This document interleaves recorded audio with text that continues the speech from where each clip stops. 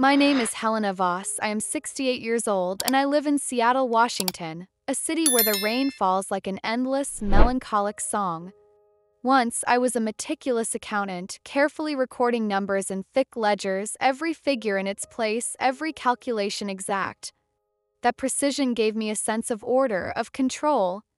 But now, life feels less like neat columns of numbers and more like scattered memories kept alive inside a small house filled with relics of the past. My husband, James, a warm-hearted engineer with a smile that softened even the hardest days, has been gone for 10 years. His absence still lingers in every quiet corner, in every chair left empty. Since then, I poured my heart and much of my savings into caring for our family. I wanted to give Nathan, my son, everything he could need. I welcomed Cassandra, my daughter-in-law, as though she were my own blood. And I spoiled my 2 grandchildren, little Lila and Miles, believing that my devotion would keep us bound together, a circle unbroken despite James's absence. I truly thought love and sacrifice could fill the void he left behind. But then, one evening, a single message from Nathan shattered everything I believed. If you're still listening, we want to sincerely thank you for spending your time with us. Truly means a lot. We'd love to know, where in the world are you watching from? Drop your country in the comments and let's see how far this message has reached. If you haven't subscribed to the channel yet, I highly recommend doing it now so you won't miss any of our upcoming stories. These aren't just ordinary stories. They're filled with meaningful life lessons that can inspire, teach, and stay with you long after the video ends. Hit that subscribe button and join our growing community. The shock of the message. That day, I stood before the mirror, smoothing down the navy blue dress that James had once called my elegant gown. He used to say it made me look composed, graceful, as if I were carrying the quiet dignity of the sea. I wore it rarely, saving it for moments that mattered. Tonight was supposed to be one of those nights.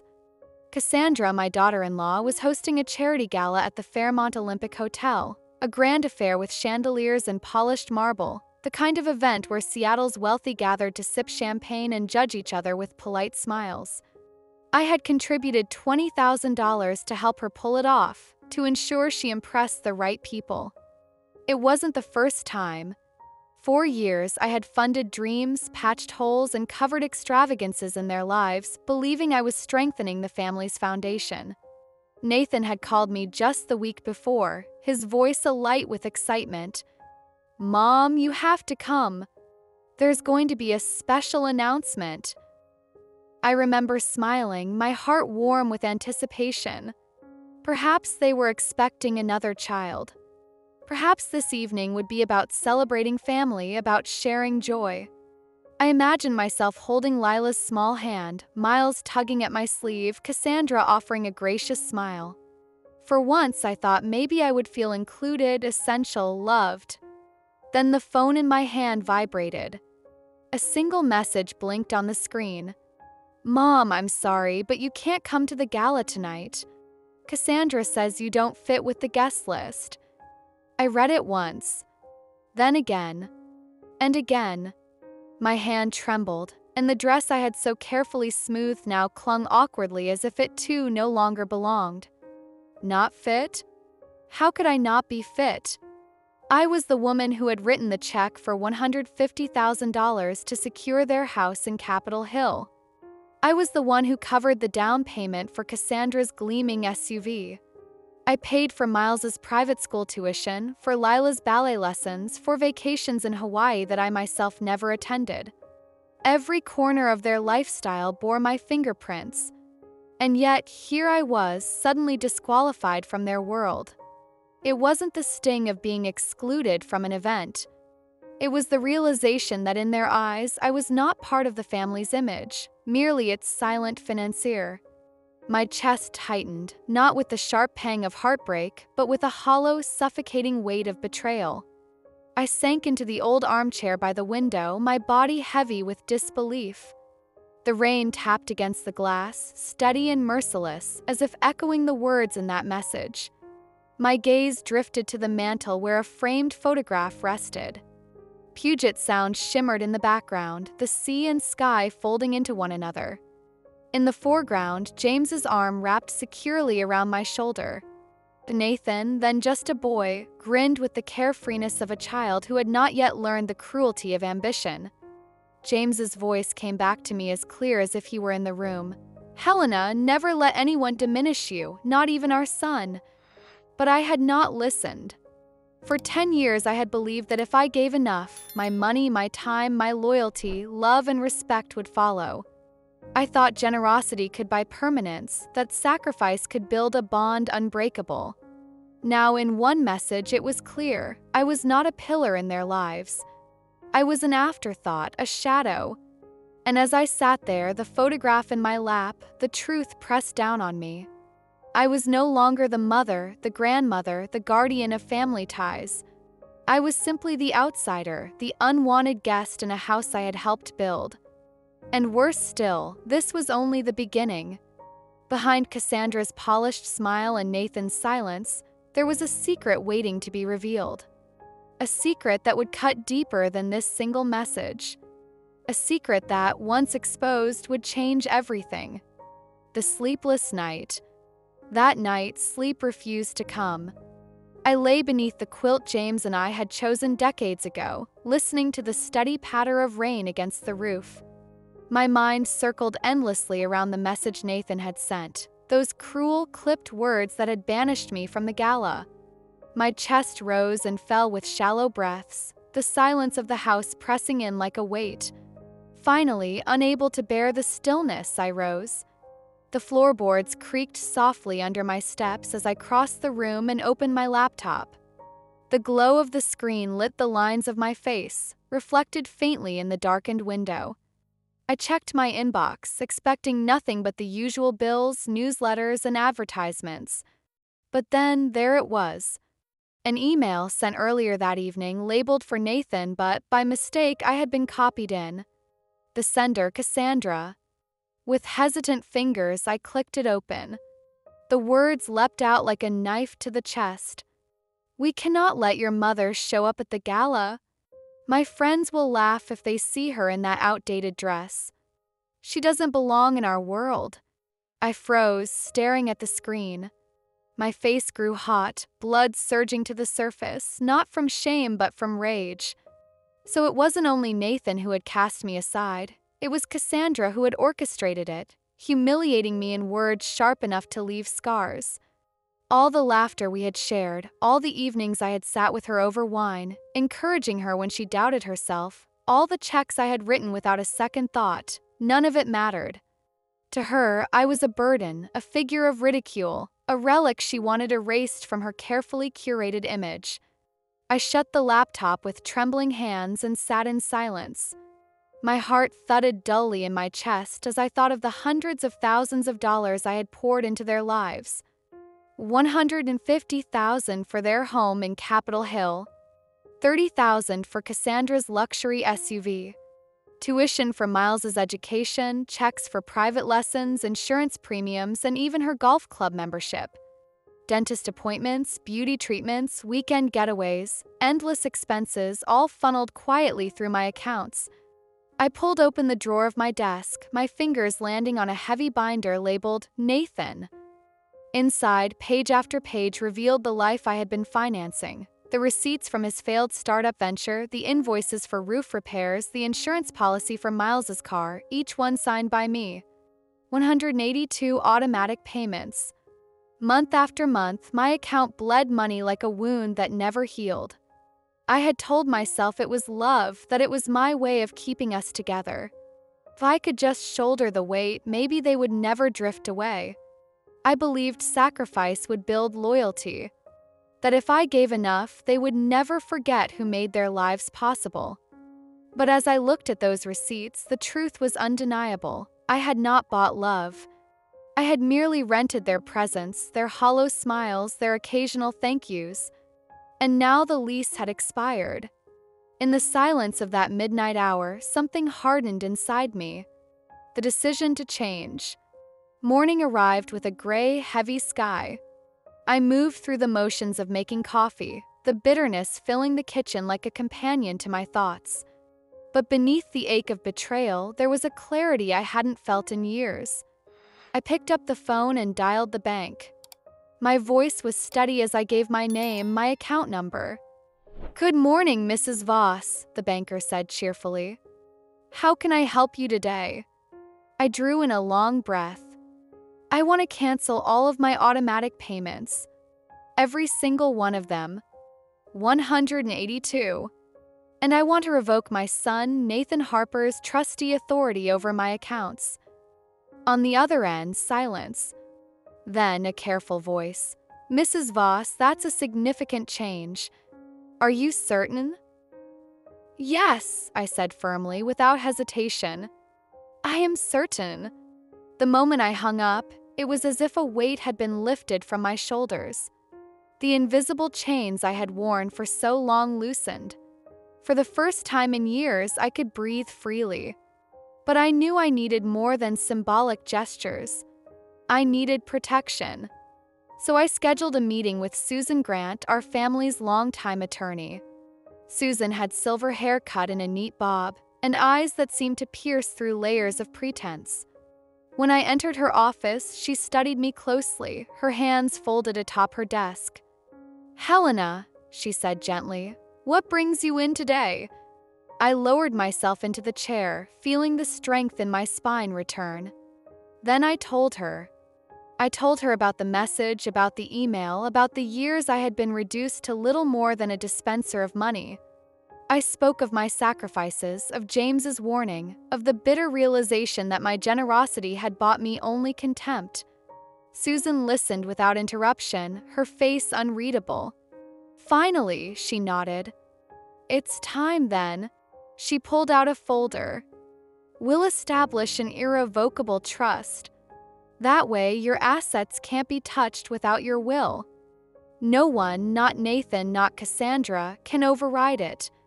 The question is, how do you want your estate to be distributed?"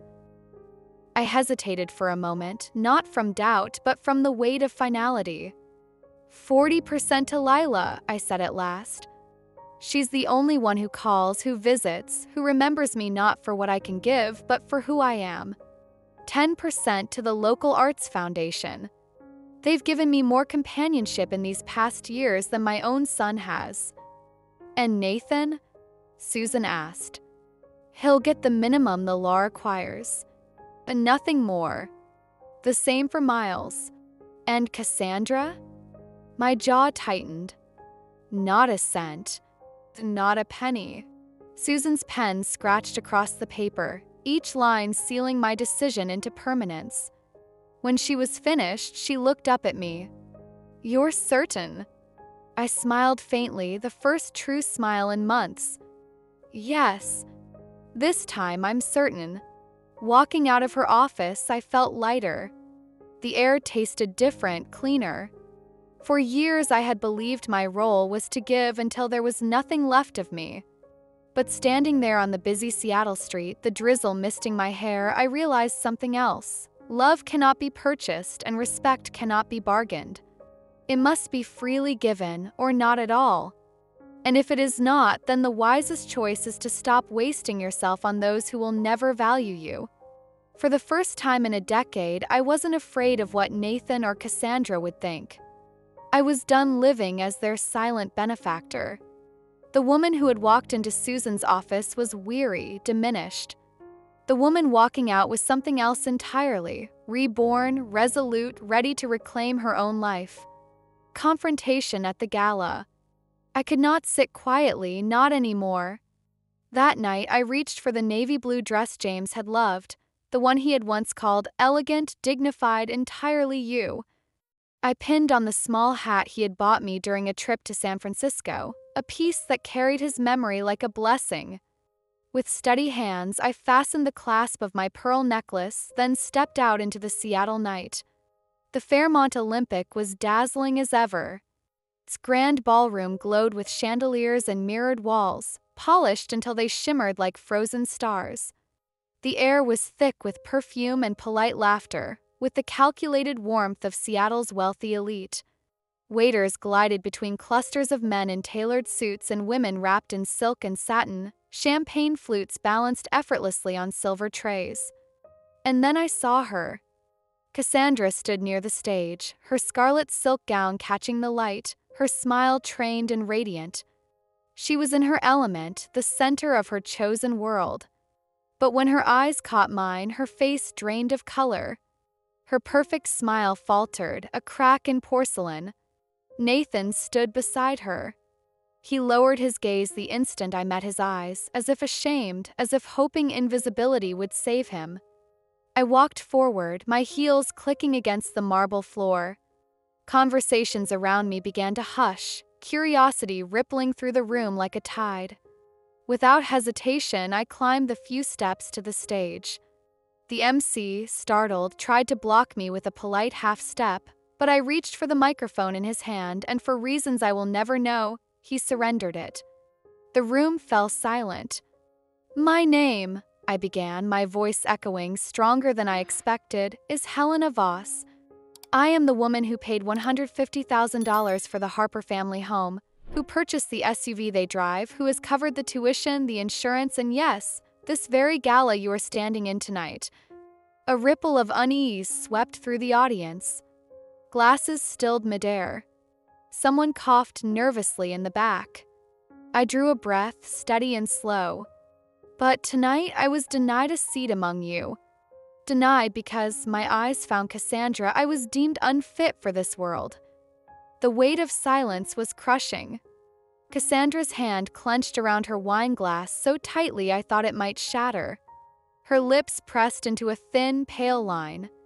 Nathan stood rigid, his head bowed. I returned the microphone to the bewildered MC, then descended the steps. Every eye followed me as I walked across the ballroom, my heels tapping like punctuation marks to a declaration long overdue.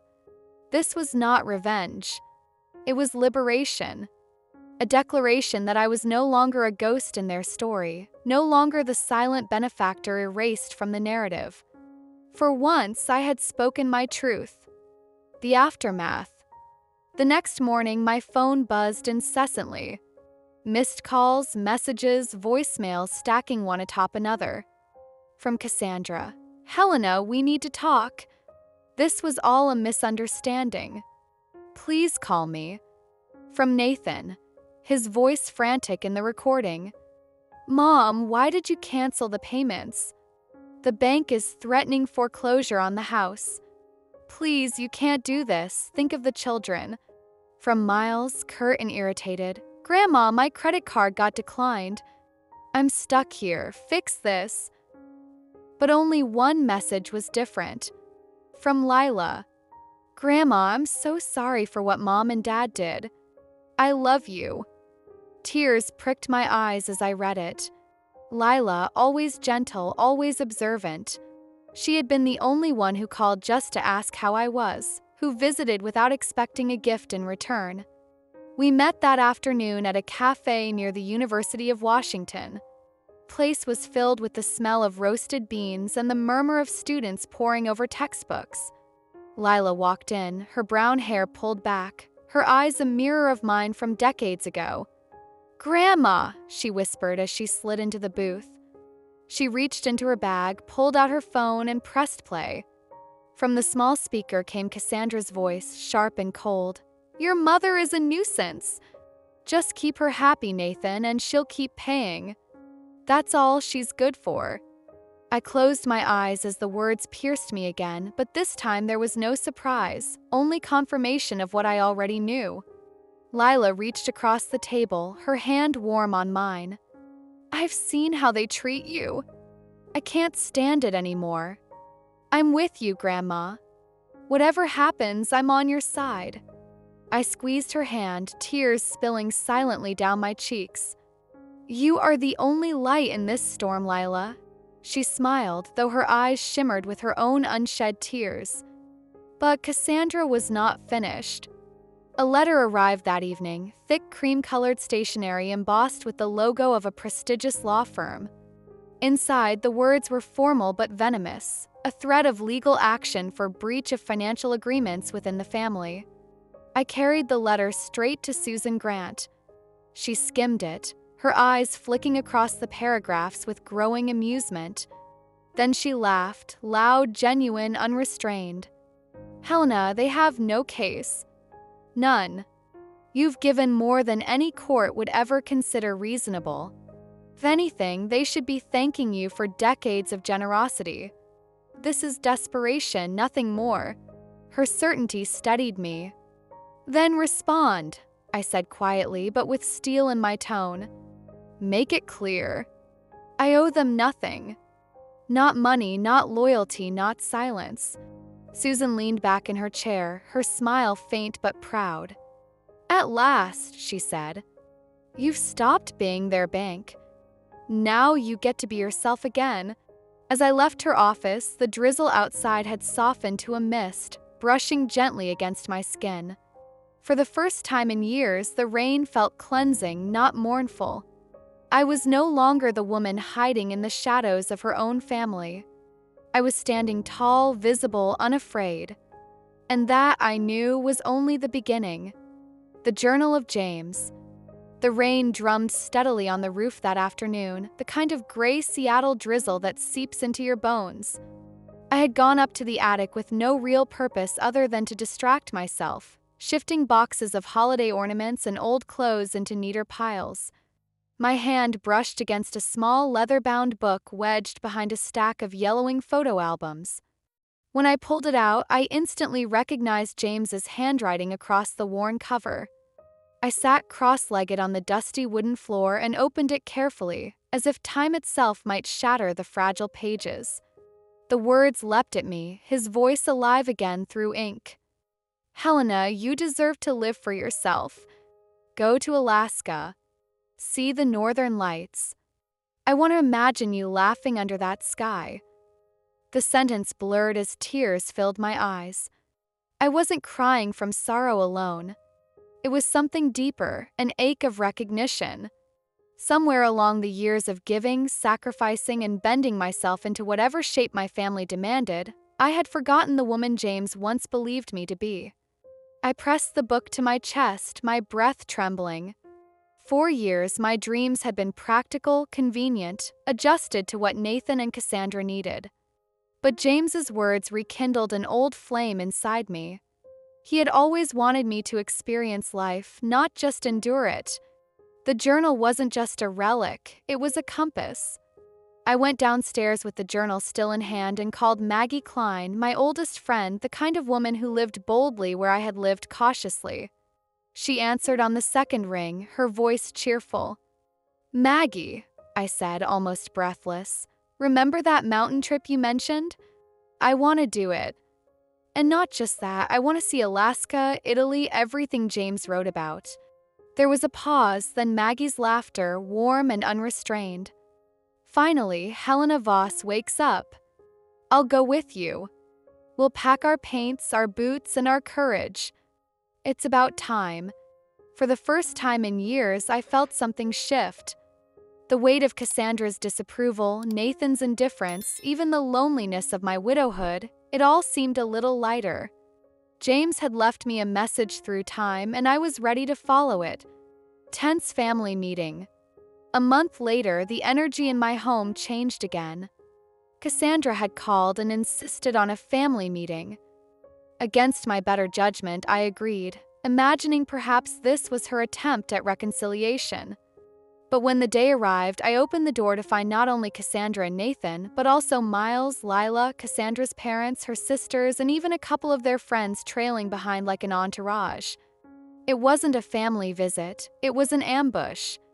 Cassandra, dressed in one of her tailored suits, plastered on a smile that didn't reach her eyes. "Helena, we're all here because we care. Family must support each other."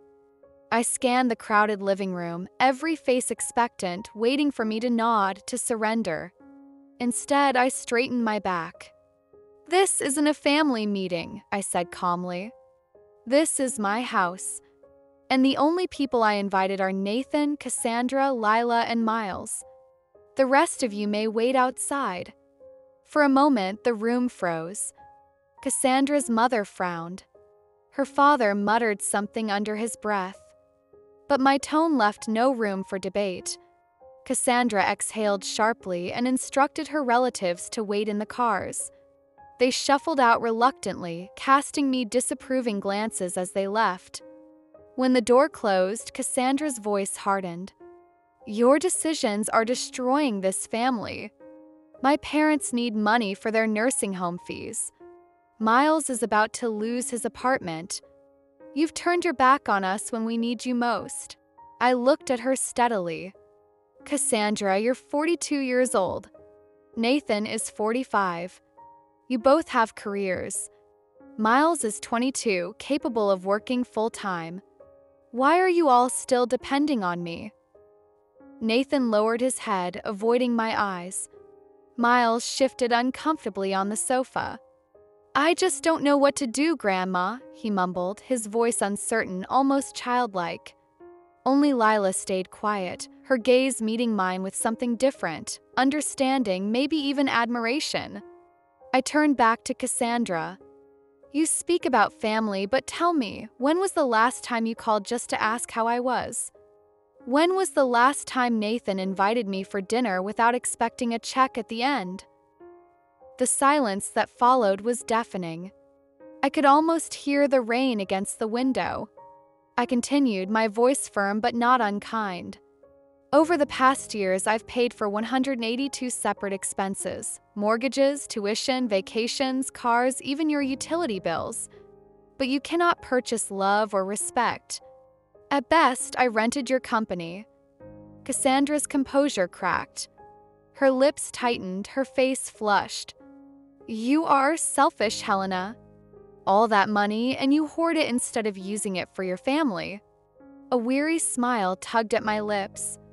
"No, Cassandra. I'm simply finished being your ATM. For too long, I confused generosity with love. But I finally understand. Love isn't measured in dollar signs, and respect isn't bought with wire transfers."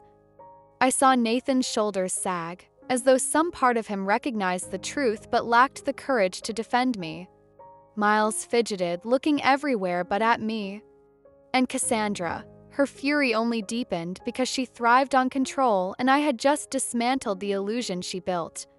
I rose from my chair, standing taller than I felt. "I will always care for my family, but not like this. Not through constant handouts and endless guilt. James wanted me to live, and I will honor him. If that makes me selfish in your eyes, then so be it." The room was silent again, the kind of silence that signals a shift no one can undo. For the first time, I felt the balance tilt in my favor. Not because they accepted me, but because I had accepted myself.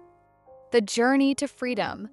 6 months later, I found myself standing on the deck of a cruise ship off the coast of Juneau, Alaska. The night air was crisp, carrying with it the scent of the sea. Above me, ribbons of green and violet shimmered across the sky, the northern lights, just as James had written in his journal. Maggie stood beside me, sketchbook in hand, capturing the glow of the aurora in quick, passionate strokes. I simply watched, my breath misting in the air, my heart wide open.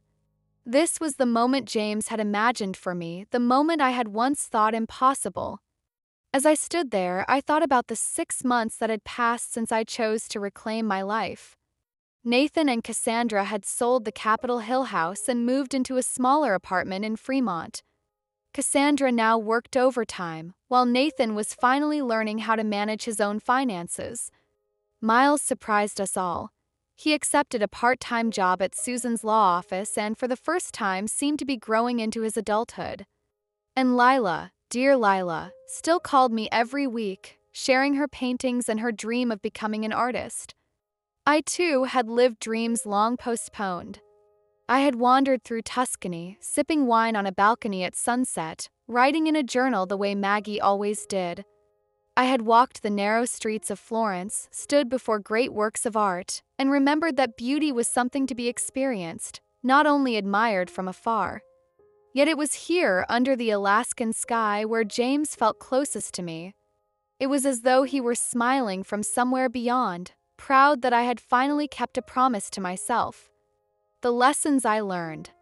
Standing there, I realized that this journey had not only been about travel, but about discovery.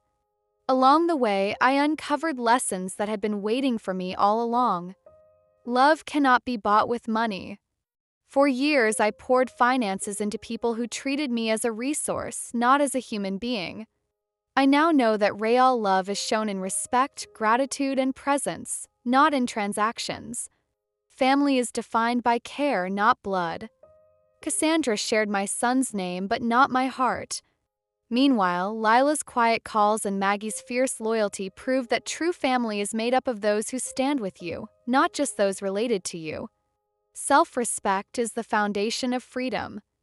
The moment I stopped being everyone's provider and started being my own advocate, I felt lighter. Respect begins when we no longer accept less than what we deserve. Dreams have no expiration date. 68, I traveled, laughed, and lived in ways I once thought belonged to my younger self. James was right. I was worthy of joy no matter my age. Solitude is not emptiness. For so long I feared being alone, but I discovered that solitude gave me clarity, strength, and peace. In finding myself, I found companionship with the world around me. The ending. Under the glow of the aurora borealis, I closed my eyes and whispered into the night, "You were right, James. I deserve happiness." And for the first time in years, I truly felt it, not as a fleeting moment, but as a steady flame. 68, I no longer lived in fear of being overlooked, used, or forgotten. I had built a life defined not by others' demands, but by my own choices. I was no longer a machine dispensing money. I was Helena Voss, a woman who had dared to begin again.